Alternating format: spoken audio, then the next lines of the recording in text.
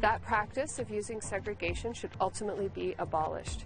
It should end. Tonight, the Yukon Government takes steps to end solitary confinement in prison and to help troubled inmates.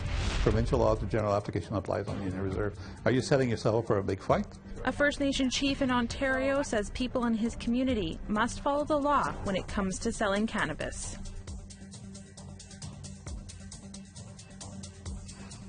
Good evening, I'm Brittany Hobson. In 2014, inmates with mental health disabilities and Indigenous ancestry launched human rights complaints towards the Whitehorse Correctional Center for the way they and other prisoners were being treated. Now, the Yukon Government has committed to making changes at the center. Shirley McLean explains. These complaints were about mental disability and First Nations ancestry. Since the doors opened at the new Whitehorse Correctional Center in 2012, there have been complaints about the lack of mental health services and programming for Indigenous prisoners, as well as the overuse of solitary confinement on inmates with mental health issues. 4 inmates filed individual complaints to the Yukon Human Rights Commission in 2014. The commission consolidated them to make a group complaint in 2017. Earlier this year, the complainants, the Yukon Government, and the Human Rights Commission signed a settlement agreement. It was only made public earlier in July. Director of the Commission, Jessica Lott-Thompson, says the settlement agreement is not solid, but it's adequate to make changes happen at the jail. This agreement does not go that far. That practice of using segregation should ultimately be abolished. It should end. But for now and for today, this agreement provides important steps forward that will practically impact the lives of prisoners in a positive way. The agreement sets out the creation of a forensic mental health unit under the care of a PhD clinical psychologist and trained staff who can provide alternatives to inmates suffering from a mental breakdown. One of the jail's most high-profile inmates, Michael Niehaus, was not one of the 4 complainants. Niehaus brought national attention to the use of solitary confinement and the treatment of Indigenous prisoners at the Whitehorse jail after he filed a human rights complaint after spending years in isolation while his mental health suffered. He has since been released. Thompson says the commission will be watching and monitoring. There are so many areas of the agreement that increase and enhance the reporting and record keeping and documentation that needs to happen at Whitehorse Correctional Center about the use of segregation, and that will make it possible for robust monitoring of the implementation of this agreement. By signing the document, the 4 complainants have agreed to drop their human rights complaint, and their names had been redacted from the public agreement. Meanwhile, the Yukon Government entered the agreement without the admission of liability or wrongdoing. Shirley McLean, APTN National News, Whitehorse. Earlier this week, APTN told you about a service in Thunder Bay for reporting racism. It found that 60% of racist incidents reported were against Indigenous people, and that there was a number of reports against the local newspaper. We talked with our Thunder Bay reporter, Willow Fiddler, who's been digging into this story. Thanks for joining us today, Willow. Can you tell our viewers what more you found in that report? So this was a survey that was started as a way to collect people's experiences with racism, whether they experienced it themselves or they witnessed it happening to someone else. They could call a 211 hotline, they could go online to report it, or they could meet with someone in person to report the racist incident. A total of 193 incidents were reported, and 176 of those analyzed during an 11-month period. It's important to note here, though, that the researcher who analyzed the data, Dr. Amy Siciliano, said the survey was not designed to make general conclusions about racism in Thunder Bay. So, for example, they can't say whether racism has gotten better or worse here in the city, but what it did confirm to them, according to Siciliano and the Anti-Racism Committee, was that what we've been hearing for so long, that racism against racialized groups like Indigenous people is problematic here. In your story, it mentioned 60% of the incidents reported targeted Indigenous people. What kind of incidents were those? So about half of all of those total incidents reported were verbal assaults. And what's interesting about that is over half of those verbal assaults targeted Indigenous people. But close to the other half were reportedly against white people. Siciliano gave an example of one incident reported by a Caucasian person who was approached in a parking lot by a non-Caucasian person asking for change. And when that person refused, they were met with a remark, a verbal assault about white people. However, in Siciliano's report to City Council on Monday night, she said she wouldn't classify that kind of experience as racism. Some interesting tidbits there. Now, what happens to the survey now? So City Council has approved it for another year. It's going to continue for another year. There's a working group that's looking how to improve the questions in the survey.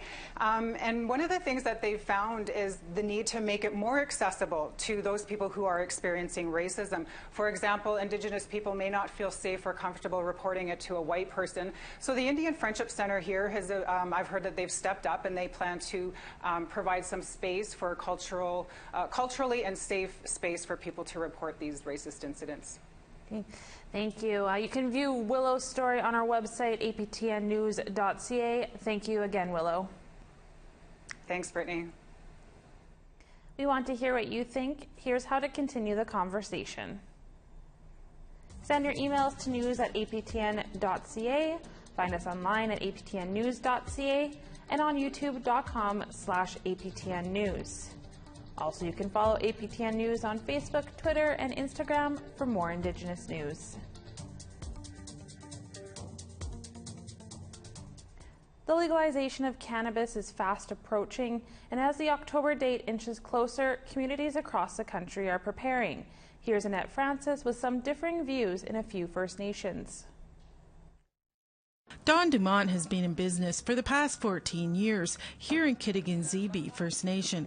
These products come from Algonquin community members that are more isolated. She started out selling crafts, souvenirs, and traditional medicines. When she expanded to tobacco items 10 years ago, she was raided. Things quieted down.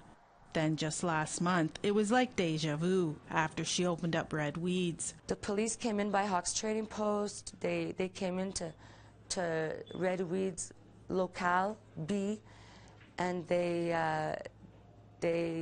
took everyone that was there. We were 3 at the time outside and arrested us. She says this all could have been avoided if she had the support of her chief and council. I have contacted chief and council in February in regards to the dispensary. They didn't give me a time of day. I approached them after the bust with a proposal in the favor of our community, protecting our community, because the dealers are everywhere. But Chief John Guy White Duck says members of his community are against having dispensaries. He says Kitigan-Zibi doesn't have the capacity to regulate, so he won't approve the sale of cannabis. Right now, though, the problem is the whole legal aspect. Are we wasting our time if we have no jurisdiction over it? Clearly, the federal law is clear and the provincial laws are clear. And Section 88 of the Indian Act is clear. Provincial laws of general application applies on the Indian Reserve. Are you setting yourself up for a big fight? We have a lot of more important issues than that to deal with. That's a sharp contrast to how the Kwakwaka'wakw First Nation in British Columbia feels about cannabis. They opened up Indigenous Bloom at the beginning of July and were quickly raided by the RCMP. But that didn't stop them. The next day they reopened for business. They weren't aware, I think, that Kwakwaka'wakw had a cannabis law that governs cannabis production and distribution on the reserve lands. So yeah, they came and paid us a bit of an unfriendly visit, but hopefully we're working through it. On the other side of the country, the Tobique First Nation in New Brunswick is taking the same stand when it comes to jurisdiction. The Tribal Relief Cannabis Dispensary is 51% owned by the community and is licensed to operate by Chief and Council. It was raided last fall, and they continue to ignore an RCMP cease and desist order. We met with the province, we met with the RCMP and told them our intentions. Our Indigenous government here is basically has an inherent right to self-govern under the Constitution. Meanwhile, back in Kittigan-Zibi, Dumont remains hopeful that her community will also get on board. Chief White Duck specified that he is very concerned about these products. He is not in support of alcohol or drugs of any kind, and speaks of edibles, that, you know, there's many concerns. Are products tested? I understand his concerns, but I also want to be part of this era. Dumont was charged with intent to traffic a controlled substance. Her first court date is in September. No charges were laid in the raids on the other two First Nations. Annette Francis, APTN National News, Kittigan-Zibi, Quebec. The Ford government is also making headlines over cannabis sales.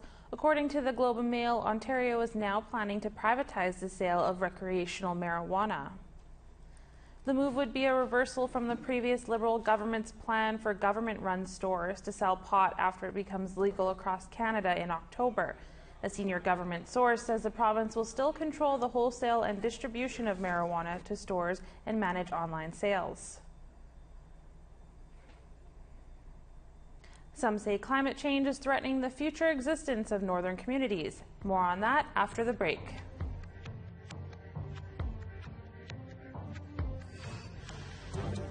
Here's a look at Saturday's weather forecast starting on the East Coast. 27 in Halifax, 27 in rain in Fredericton, cloudy and 13 in Cartwright, 20 in La Grande River, 26 with a chance of showers for Montreal, 21 in Chibougamau. The clouds continue in southern Ontario, 24 degrees in Ottawa, Toronto, London, and Sarnia, 21 in Sudbury, 27 in Big Trout Lake. Another hot day in northern Manitoba, 27 in Churchill, 29 in Thompson, 26 for much of southern Manitoba. Cloudy skies in Saskatchewan, a high of 27 in Saskatoon and 26 in North Battleford, 26 in Meadow Lake on Saturday, 28 in Stony Rapids.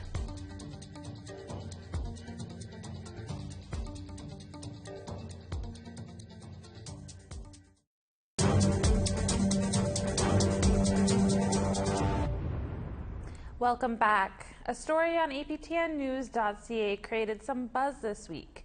It was about the Me Too movement. Online reporter Kathleen Martins joins me now to talk about it. Thanks for joining us today, Kathleen. You recently wrote a feature about the Me Too movement in Indigenous communities. For those who don't know, what is the Me Too movement? Right, so this is something that took the internet by storm last fall. Women, actresses said that they'd been sexually harassed, abused, assaulted by some pretty big players in entertainment.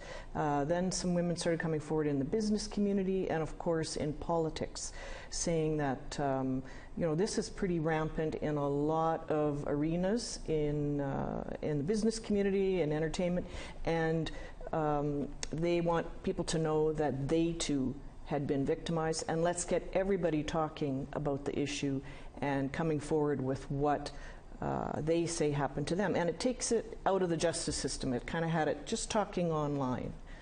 And so how did you hear about this being used in Indigenous communities? Right, so some women contacted me. They had taken chiefs to court for what they say was domestic violence. And they say the Me Too movement fits with that situation. Now, they did use the justice system instead of just putting allegations online, but they wanted to get the word out that they did this, they did it successfully, and they hope other women come forward and do the same thing. What were some of the challenges these women faced? Well, you know, making an accusation against a chief is very risky business. They have so much power in Indigenous communities over housing, over finances, over jobs. So if allegations are made, it affects not only the person, the victim, but their family as well. So that's a huge challenge. As well, in communities, not only in the south but in the north, there aren't a lot of jobs. So let's say you make an allegation that your boss or a coworker was harassing you, that could risk your job, and you don't have a choice of a lot of other jobs you could go to. What will it take to indigenize the movement, or is that already being done? Well, the women that I spoke to said that Indigenous communities are already so focused on healing, on wellness, on trying to get counseling, mental health support. They think the Me Too movement fits in that. They say if women and men are going to come forward with allegations of a sexual nature, both they and the perpetrator need help. They need to address the issues and get some help. So they say Indigenous communities are already so comfortable and used to dealing with trauma that this is kind of one more thing that people need help for. So instead of making it punitive and just exposing it, they want to see people get help as well. Okay. Right, well, thanks for joining us today, and you can view that article. Your article is online at aptnnews.ca. Thanks again, Kathleen. Thanks, Brittany. It's something they've known for decades, but the effects of climate change on their Arctic coastal town of Tuktoyaktuk is happening at a rate faster than they originally thought. Our reporter Charlotte Morg-Jacobs sat down with one family who are going to have to move or risk having their home fall into the ocean. Sarah and Sandy Adam live here in Tuktoyaktuk. 6 of their 11 grandkids live with them, and there was a lot of love between these walls. When they moved to the house in 1994, there was a lot of land. But now they are just one bad storm away from losing this house. We had long beaches. The land used to be way out there. We used to have fun in the beaches. That's the most. We play and we slide, and now there's more. 50 years it made a difference. It's not a news story. Since the settlement began in the 30s, erosion has been an issue. Sandy remembers his parents' house eroding back in 1977. And we could hear waves hitting the house. And next morning when I look out behind the house, the edge was right over the bank, that much underneath. So the people keep moving inland, but the thawing permafrost and rising sea levels heighten the risk. In violent storms, the waves crash against their window. You can't predict it. You just have to learn to keep watching it. Get in the middle of the night, and if you hear the water getting closer, then what can you do? Just be ready. Defenses like concrete slabs, rocks, and logs have been tried for decades. It may slow it down a little, but Sandy knows it is only a matter of time. From here? That looks only about 6 feet. That's behind the house, behind here. See? The family lost one shed at the back of the property in 2015. Now they are about to lose another. He ran and he said, he's got to move the warehouse. I said, I know, I was watching. She said, so they all, the boys and everybody that came was just helping, throwing stuff out of the warehouses. Then when everything was moved, they moved the warehouse this way. They had loaders and stuff, and it was pretty scary. Daryl Nazagalowik has a front row seat to climate change. We get a lot of shoreline erosion with an additional month of open water. So you get more melting of the permafrost, and the wave action has got an additional month to affect the beaches. The deputy mayor says this $1 million view will take millions to save. It depends how much you're going to do. The hamlet had got some money to move a few houses in the short term, which will happen within the next year, I believe. But to do a full shoreline, the community is going to have to decide what they're going to do. Protect all that we have today, or adapt to the changes and do what mitigation you can. As air and sea temperatures rise, so does the melting of the ice foundation in which Tuk rests on. So will they fight or flee? Either way, they are resilient. We're an adaptive people, you know, we've been through a lot, and we'll get through shoreline erosion. We're adapting. Sarah and Sandy are bracing for the fall, when the most violent storms rip through the coast. They are waiting for the hamlet to physically move their house inland. It's going to be tough to move because I've been living here, up here, all my life. The graveyard is just a few doors down from the Adam family. Even this sacred place is a high risk for slipping into the ocean.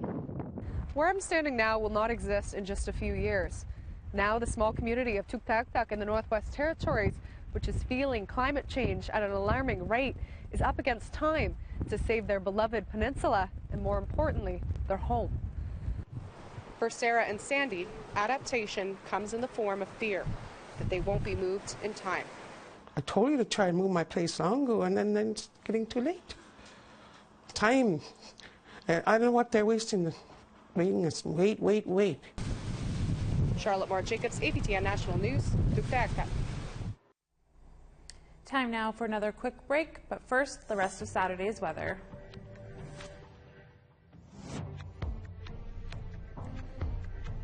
Here's the rest of Saturday's weather outlook, picking back up in northern Alberta. Hot day on the way for high level with a high of 31, 30 in Peace River, 26 in Calgary, 28 in Medicine Hat, sunny and a scorcher across much of BC, 28 in Victoria, 29 in Campbell River, 32 in Prince George, 34 in Under the Sun in Fort Nelson, in the Yukon, overcast and 30 in Watson Lake, 21 in Mayo. Over to the NWT, 21 in Cloudy in Yellowknife, 18 in Norman Wells, 12 in Colville Lake, only a high of 2 with showers in Sax Harbor. In Nunavut, 18 in Whale Cove, a high of 12 in Baker Lake. Cooler temps for Joe Haven at just 4 degrees on Saturday, 12 in Iqaluit.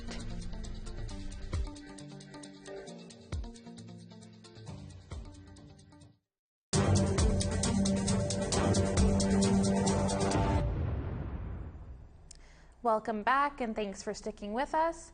Hockey superstar Sidney Crosby has another accolade to add to his growing list of accomplishments. The captain of the Pittsburgh Penguins, voted the #1 athlete in Nova Scotia history from Coquitlam, Sidney Crosby. Sid the Kid has been honored as Nova Scotia's top athlete of all time. The Nova Scotia Sport Hall of Fame celebrated Crosby with a special gala.